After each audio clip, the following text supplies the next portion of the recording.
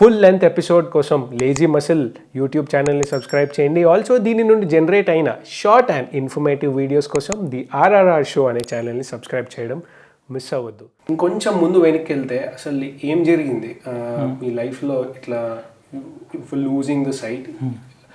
ఏదైనా సిచ్యువేషన్ మీరు క్లాస్లో ఉన్నప్పుడు మీకు సడన్గా లెటర్స్ కనిపించక అరే పేరెంట్స్ దగ్గరికి వెళ్ళి నాకు ఇంట్లో కనిపించట్లేదు అంటే అట్లా జరిగిందా, లేకపోతే హౌ వాజ్ ద సిచ్యువేషన్? అంటే when I was 12 6th class 7th class ఆ టైంలోనే యాజ్ యూ సెడ్ కొంచెం బ్లరీ అవ్వడం, బ్లాక్ బోర్డ్ కనపడకపోవడం, ఐ మీన్ లెటర్స్ కనపడకపోవడం క్లాస్లో. నేను ఇనీషియల్గా మామూలు సైట్ అనుకున్నాము, గ్లాసెస్ వాడాము. ఈవెన్ అది వర్స్ట్ అవుతున్నా కానీ నేను రియలైజ్ అవ్వలేదు, చెప్పలేదు ఎవరికి ఇలా థింగ్స్ వర్స్ట్ అవుతున్నాయి, డాక్టర్ దగ్గరికి వెళ్ళాలి అని నేను చెప్పలేదు. ఎందుకో నాకు తెలియదు. నేను ఇప్పటికీ ఆలోచిస్తుంటా, నేను ఎవరికీ డిస్క్లోజ్ చేయలేదు. ఇంట్లో ఫ్యామిలీతో డిస్క్లోజ్ చేయలేదు, క్లాస్లో కూడా చెప్పలేదు. మా టీచర్స్తే గమనించి ఒకసారి అప్పుడు వాళ్ళు చెప్పారు మా ఫాదర్కి, ఇలా కొంచెం ఇబ్బంది అవుతుంది తనకి చూడడానికి అనేసి. అప్పుడు వేరియస్ డాక్టర్స్ని కలిసిన తర్వాత, ఇట్లా కన్సల్టేషన్ అయిన తర్వాత అప్పుడు they got know that it's a genetic problem called retinitis pigmentosa అని. So it's a retina related issue. దానివల్ల స్లోగా విజన్ లూజ్ అవ్వడం స్టార్ట్ అయ్యి ఆ ఇబ్బంది వచ్చిందనమాట. సో దానివల్లే I lost my vision. Okay, అంటే జనరల్గా నాకున్న అండర్స్టాండింగ్ ప్రకారం ఫస్ట్ ఐస్లో ప్రాబ్లం ఉంటుంది. ఓకే, ఐ లైట్ని కన్జ్యూమ్ చేయడంలో ప్రాబ్లం ఉంటుంది, ఆర్ ఐ బ్రెయిన్కి సిగ్నల్స్ పంపించే దాంట్లో ప్రాబ్లం. రైట్. సో ఇది ఎక్కడ ప్రాబ్లం ఉంది అసలు, ఏంటిది? సో యాజ్ ఐ సెడ్ రెటీనాలో ఇష్యూ ఉండడం వల్ల రెటీనాకి బ్లడ్ సర్క్యులేషన్ సరిగా అవ్వకపోవడం వల్ల అక్కడ ఉన్న రాడ్స్ అండ్ కోన్స్ అనే సెల్స్ మన సెంటర్ విజన్, ఈ సైడ్ విజన్ని ఇచ్చే రాడ్స్ అండ్ కోన్స్ తగ్గిపోతూ ఉంటాయి బ్లడ్ సర్క్యులేషన్ లేకపోవడం వల్ల. సో దానివల్ల విజన్ తగ్గిపోవడం అనమాట. So that is the main how this problem operates అనమాట. So it mostly I think due to the blood circulation to the retina.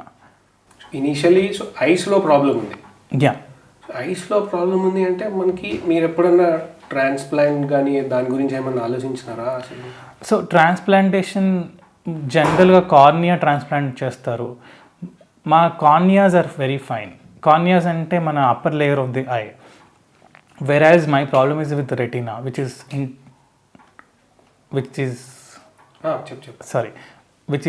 lower internal part of the eye. So transplantation వల్ల ఇది, so అందుకే ఈ problem resolve అవ్వదు అనమాట. So ఈ problem face చేస్తున్నప్పుడు మరి ఎట్లా ఉండే మీ సపోర్ట్ సిస్టమ్? ఇంట్లో వాళ్ళతో మాట్లాడితే జనరల్లీ అంటే అరే డిస్టెన్స్ సైట్లో ఏదైనా కనిపించకపోతే నువ్వు చదువుకోకుండా ఉండడానికి ఏదో నాటకాలు ఆడుతున్నావు, అన్ని వేషాలు వేస్తున్నావు అని జనరల్లీ ఇండియన్ హౌస్ హోల్డ్స్లో ఏదైనా ప్రాబ్లం చెప్తే చదువు అడ్డం పెట్టడానికి ఇవన్నీ చేస్తూనే ఉంటారు. సో ఎట్లా ఉండే మీ ఇంట్లో సిచ్యువేషన్? యా, అంటే I was a good student స్కూల్లో. సో నాకు వాళ్ళకి తెలుసు that education is not a problem, నాకు చదువుకోవడం ఈజ్ నాట్ అ కంప్లైంట్ అని. సో అది కూడా ఇట్ కేమ్ ఫ్రమ్ టీచర్స్ కదా, నేను చెప్పలేదు కాబట్టి they took it seriously. And వాళ్ళు అంటే అందరికీ షాకర్ అయ్యారు, because for the first time అలాంటి ప్రాబ్లం గురించి వినడం వాళ్ళకి కొత్త, నాకు కొత్త. డాక్టర్ చెప్పినప్పుడు కూడా ఆనెస్ట్లీ నాకు ఈ మెడికల్ జార్గన్స్ వాడినప్పుడు I don't understand anything of it. నాకు అర్థమైంది ఒకటే, he asked me not to play cricket.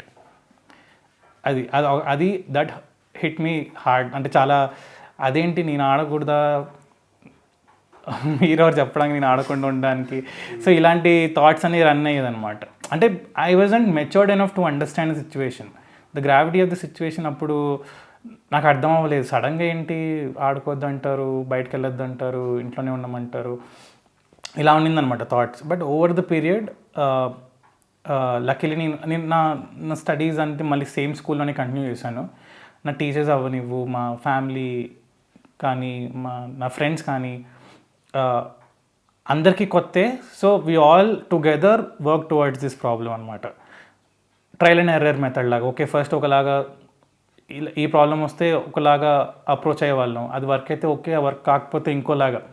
So that's how I have try to bring me on track again, because it's again like a rebirth. 12 years తర్వాత సడన్గా ఇవన్నీ అవ్వడం, you have to start your life from the scratch again. Zero నుంచి మళ్ళీ పని చేసుకుని రావాలి. అందులో ఆ ఎర్లీ టీన్స్లో అంత మెచ్యూరిటీ ఉండదు, అంత ఓపిక పేషెన్స్ కూడా ఉండదు. సో అవన్నీ మేనేజ్ చేసుకుంటూ with the support of friends, family and teachers, I was able to come back on the track. కొంచెం ఒక 6 months నా ఎడ్యుకేషన్ ఇంపాక్ట్ అయింది దానివల్ల, ఈ ప్రాబ్లం వల్ల.